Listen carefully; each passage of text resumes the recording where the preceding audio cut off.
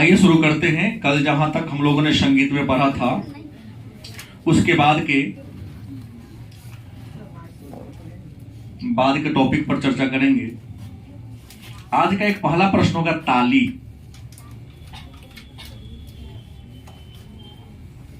ताली जिसे भौरी भी कहते हैं, क्या है? ताली क्या है या भौरी क्या है? तो कहता है कि संगीत में कभी कभी हाथ को प्रदर्शित करके भी उत्साह का वर्धन, मतलब उत्साह को बढ़ाया जाता है। गलती सही? कभी कभी कलाकार जब गीत गाता है तो हाथ से ऐसे ऐसे पीट कर भी कलाकार के उत्साह को किया जाता है, बढ़ाया जाता है।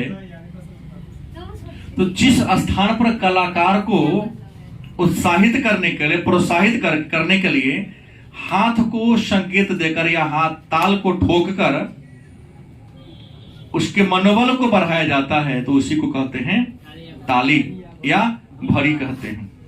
और याद रखेंगे, संगीत में जिस वर्ण के ऊपर, जिस स्वर के ऊपर चिन्ह लगा हो, शून्य लगा हो, तो शून्य का मतलब होता है खाली। शून्य का मतलब क्या होता है? खाली। ताली के जगह पर क्या देते हैं? शून्य। क्योंकि जिस समय ताली बजाते हैं उस समय सारे वाद्य यंत्र बंद हो चुके होते हैं। कलाकार का आवाज भी क्या हो गया रहता है? बंद हो गया रहता है। क्योंकि गाना खत्म होने के दौरान ही, बाद ही तालियों बजाकर उनका स्वागत किया जाता है। तो ताली खाली के लिए शून्य का प्रयोग किया जाता है। अब एक आता है दूसरा प्रश्न, लय क्या है? लय को एक तरह का ठाह भी कहते हैं। लय क्या है या ठाह क्या है? कहता है संगीत का साधना करते समय हम सबसे पहले जो गाते हैं, संगीत साधना करते समय व्यक्ति या सबसे अच्छा होगा संगीतकार, क्या? गीतकार किसे कहते हैं? गीत गाने वाले को। संगीतकार जो उस गीत पर म्यूजिक देता है। हाँ, तो गीतकार जिस या जिसे प्रदर्शित करता है,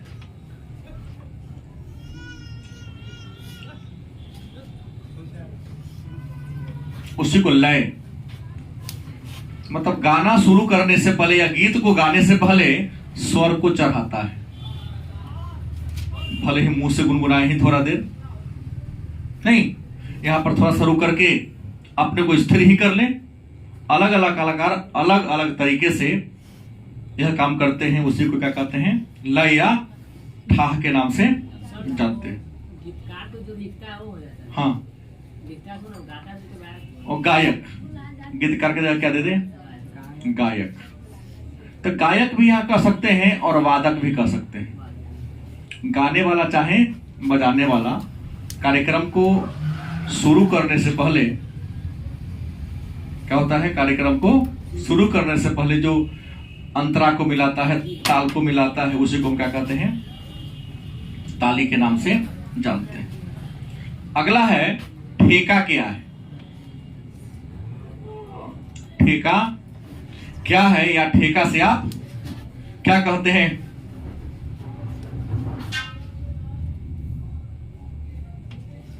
ठोक कर बजाए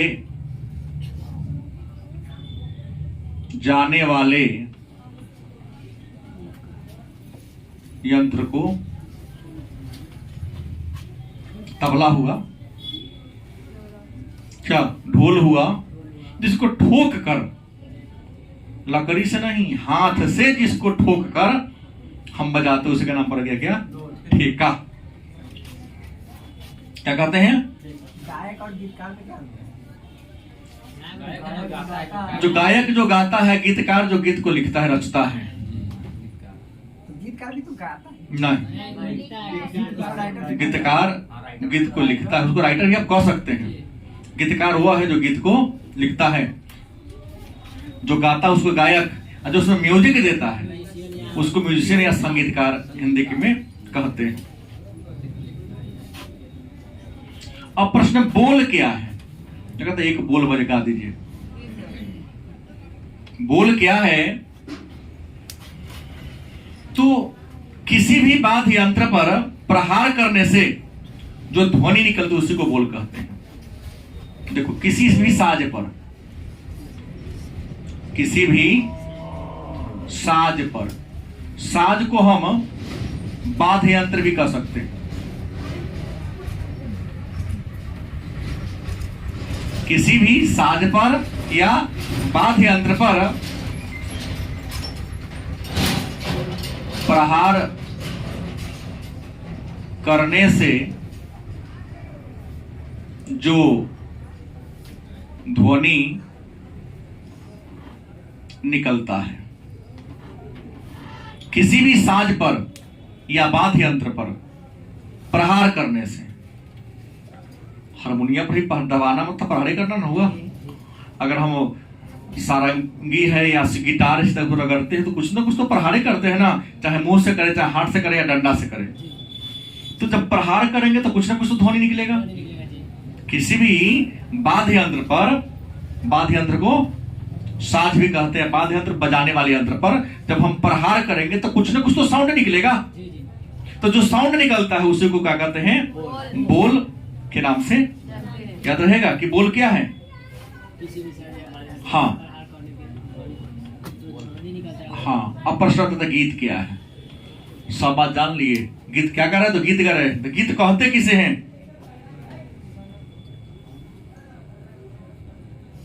गीत क्या है? गीत गाते हो ना शशि, बताओ गीत कहते किसे हैं?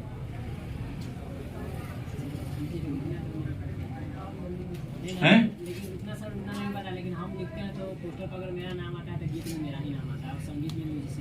नहीं, तो कहते प्रश्न की गीत की परिभाषा क्या होगी? तो लिखता है कि पद रचनाओं के, पद रचनाओं के सस्वर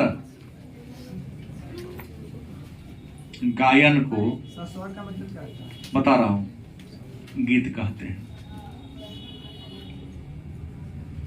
पद रचना मतलब आपने किसी पद को लिख दिया और उसको अच्छे स्वर में गाते।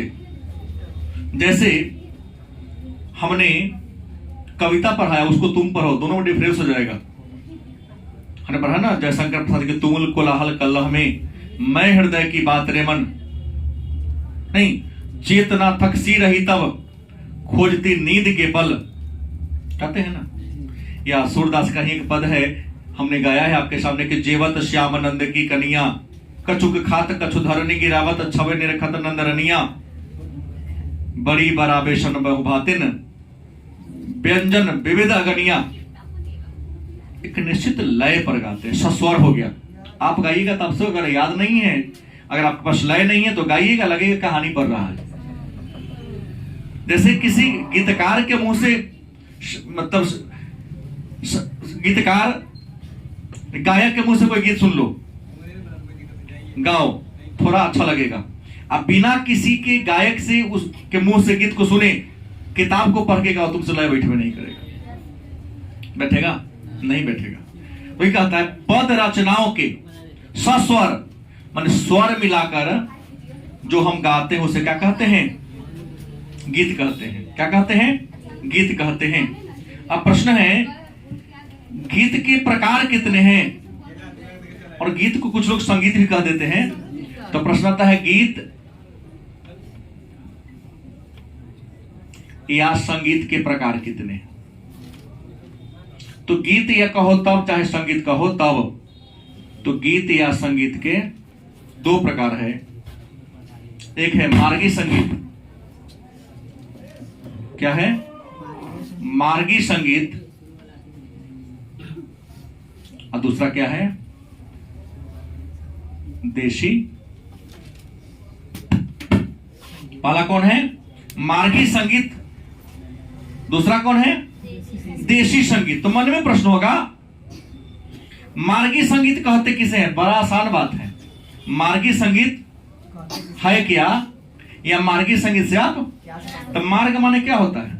सड़क चाहे रास्ता, पथ भी कहते हैं, अंग्रेजी में रोड। कई बार देखे होंगे सड़क पर चलते हुए कुछ लोग गीत गाते चलते रहते हैं। आप गाते हैं? हाँ। तब मार्ग में चल रहे हैं, गीत गाना शुरू कर दिए। तब मार्ग में चलते हुए यदि आप गीत गाते हैं तो उस गीत को क्या कहते हैं? मार्गी संगीत के नाम से। लेकिन जो मार्गी संगीत है इसके दो प्रकार हैं। हाँ, इसके भी मार्गी संगीत कितने प्रकार हैं? दो प्रकार हैं। पहला है श्रेय मार्ग। क्या है? श्रेय मार्ग। और दूसरा है प्रिय मार्ग।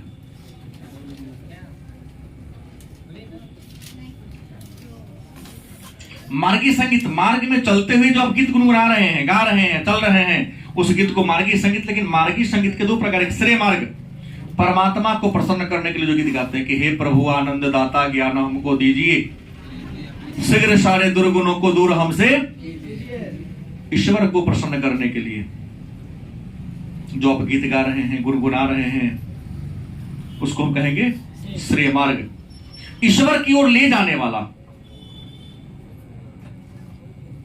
वह गीत जो आपको परमात्मा से क्या कर रहा है? प्रभु जी तुम चंदन हम पानी। प्रभु जी आप क्या हैं? चंदन है, तो हम क्या हैं? क्योंकि जैसे आप में मिलेंगे तब आपके रंग का हो जाएंगे। मेरा कोई पहचान नहीं, मेरा कोई वजूद ही नहीं है। दूसरा कौन है? प्रिय मार्ग। सांसारिक सुख वाला नहीं, जो ऋषि गाया ना, शशि सॉरी, सांसारिक गीत है। जैसे आजकल के भोजपुरी के गीतकार जो गाते हैं, सो आपने तो श्रेय मार्ग का गीत गाया था कल। सिर्फ ईश्वर की ओर ले जाने वाला भक्ति वाला जो गीत होता है उसको हम श्रेय मार्गी गीत कहते हैं। और भक्ति से अलग अपने प्रेमिका को संबोधित करके या ऐसे ही खुशी के लिए जो गीत गा लेते हैं उसको हम प्रिय मार्गी गीत में प्रिय लगने वाला। कौन? प्रिय लगने वाला गीत होता है। दूसरा है देशी संगीत। किसे कहते हैं ना? तो मन बहलाव के लिए गांव देहात में मन बहलाने के लिए जो गांव देहात में हम सब आप सब गीत गाते हैं ना, जोड़ लेते हैं भोजपुरी लो ना। तो मन को बहलाने के लिए जो हम सब गीत गाते हैं उसे क्या कहते हैं? देशी संगीत के नाम से। अब प्रश्न है धामार क्या है,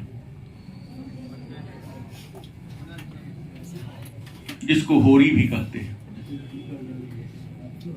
धामार क्या है या होरी क्या है?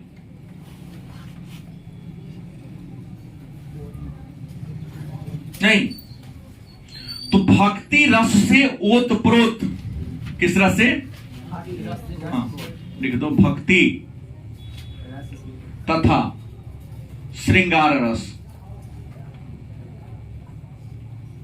श्रृंगार रस से ओतप्रोत।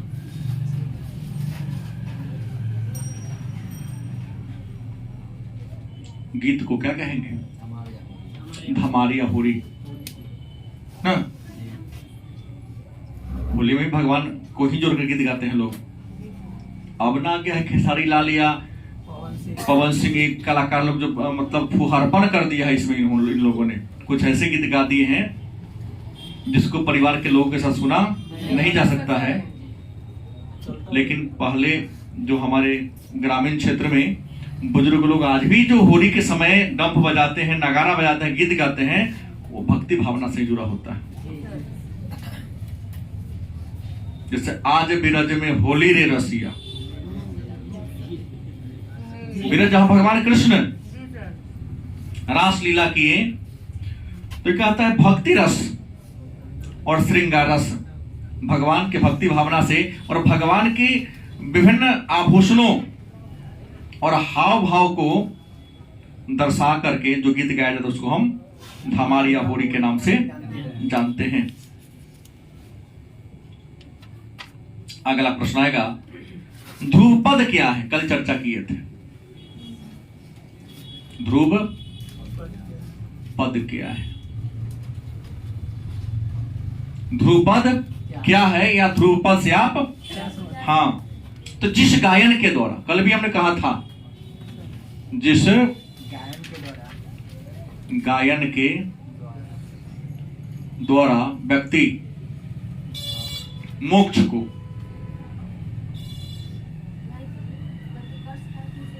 प्राप्त करता हो, मतलब मोक्ष प्राप्त करने के लिए जो गीत हम सब गाते हैं उस गीत को क्या कहते हैं? ध्रुव पद, परम पद को प्राप्त करने के लिए। और इंसान का परम पद क्या है? जीवन और मृत्यु के चक्र से क्या हो जाना? मुक्त हो जाना। तो जीवन और मृत्यु के चक्र से मुक्त होने के लिए हम जो गीत गाते हैं, मतलब मोक्ष को प्राप्त करने के लिए जो हम गीत गाते हैं उसको हम कहते हैं ध्रुव पद के नाम से जानते हैं। मोक्ष का मतलब जीवन और मृत्यु के चक्र से मुक्ति। फिर आता लक्षण गीत क्या है? निकल जाइए, आधा हो गया। अभी क्लास में जा रहे। प्रश्न है, लक्षण गीत क्या है या लक्षण गीत से आप क्या समझते हैं?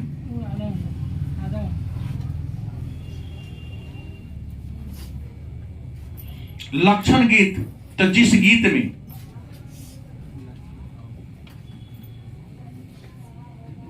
गायन का समय, राग,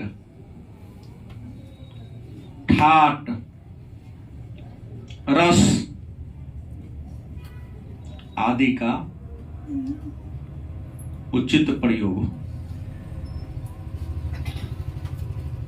देखो आजकल जो गीत गाते हैं ना कोई ताल है, न कोई अंतरा है, न कोई रस है, न कोई लय है, बैताल है, बिना ताल पर चल रहा है, ढोल कहीं पिटा रहा है, कमर कहीं हिल रहा है। गलत कि सही? ये तो खिचड़ी है। लेकिन कहता है लक्षण गीत, उस गीत को कहते हैं जिसमें गाने का समय, किस समय कौन गाना वही चलेगा। सुबह में निर्गुण ही चलेगा, निर्गुण गाओगे तो परमात्मा से पकड़ आपकी ये करेगी। और भरत शर्मा अपने यहाँ का जो भरत व्यास निर्गुण के लिए फेमस है, अपने बिहार के ही है, नाम सुने, बहुत प्रसिद्ध है, निर्गुण गायक है वो, सुने भी हैं। आज भी जो बुजुर्ग लोग हैं, वरिष्ठ लोग हैं, उनके गीत को सुनकर परम आनंद को प्राप्त करते हैं। तो गाने का उचित समय, अब निर्गुण को शाम में लगा देगा, दोपहर में लगा, उसको मूल्य नहीं है। गाने का उचित समय, जिस राग, जो राग लगना चाहिए वही राग लगाएगा, जिस ठाट पर जिस रस का समावेश हो उसी का प्रयोग करेगा। तो ऐसे गीत को हम क्या कहेंगे? लक्षण गीत के नाम से जानते हैं। देखिए ना, एक दो खत्म कर। ठुमरी फिर क्या है? आप बताइए, कोई दिक्कत नहीं, खत्म है, दो को है, खत्म हो जाएगा। जाइए ना, हर बड़ी कोई मगर कुछ को देख लीजिए। ठुमरी क्या है? तो भाव प्रधान,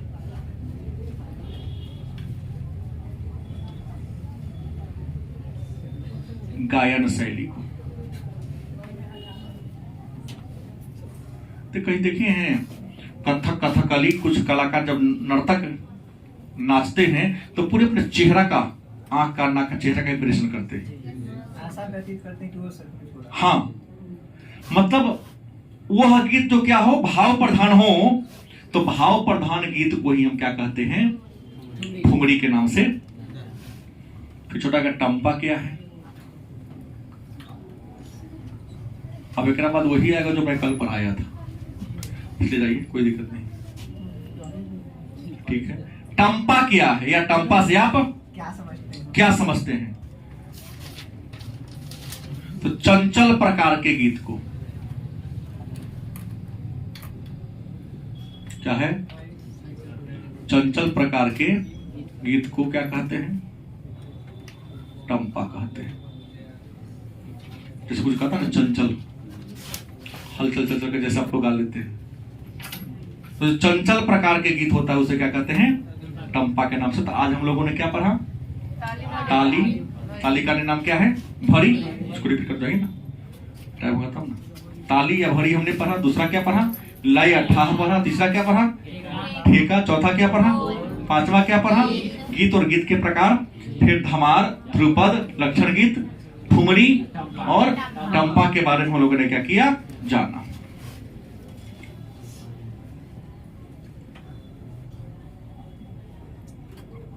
प्रश्न है तो ताराना क्या है?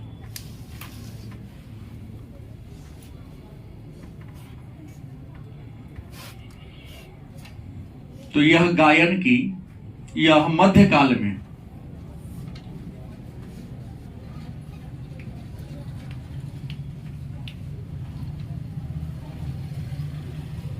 गायन की एक छोटी क्या है? विधा। मध्यकाल में गायन की एक छोटी विधा थी। गायन की छोटी विधा को हम क्या कहते हैं? ताराना के नाम से जानते हैं। तो त्रिवट क्या है? त्रिवट, त्रिवट क्या है? तो जिस गीत में 3 गो अंग हो। बड़ी आसान बात है कि जिस गीत में 3 अंग हो क्या कहलाता है? त्रिवट कहलाता है। फिर अगर चतुरंग क्या है? चतुरंग क्या है या चतुरंग से आप क्या समझते हैं? तो जिस गीत में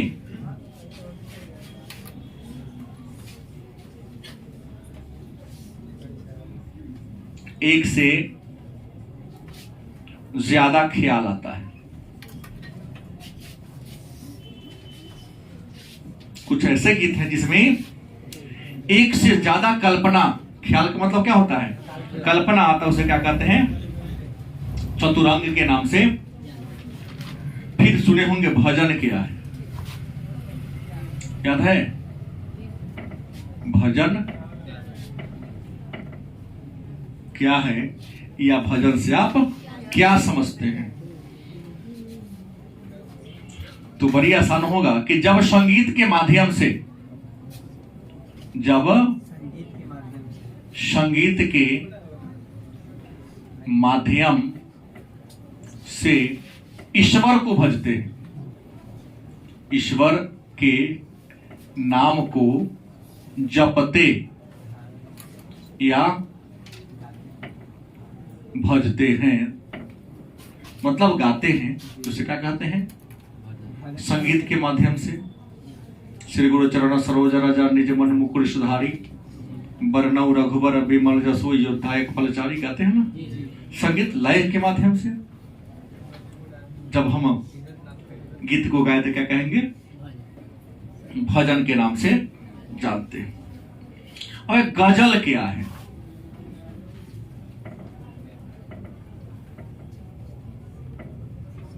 गजल क्या है?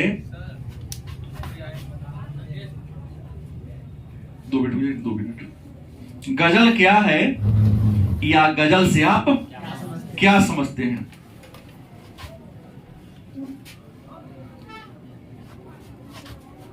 तो उर्दू भाषा में गायन की क्षेत्रीय परंपरा,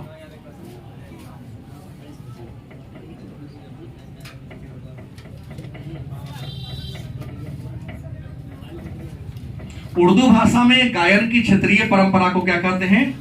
गजल के नाम से जानते हैं। तो ये रहा हम लोगों का संगीत और संगीत से जुड़ा हुआ विभिन्न प्रकार की परिभाषा। अब अगले दिन से हम लोग राग, ठाट इन सब के बारे में क्या करेंगे, चर्चा करेंगे।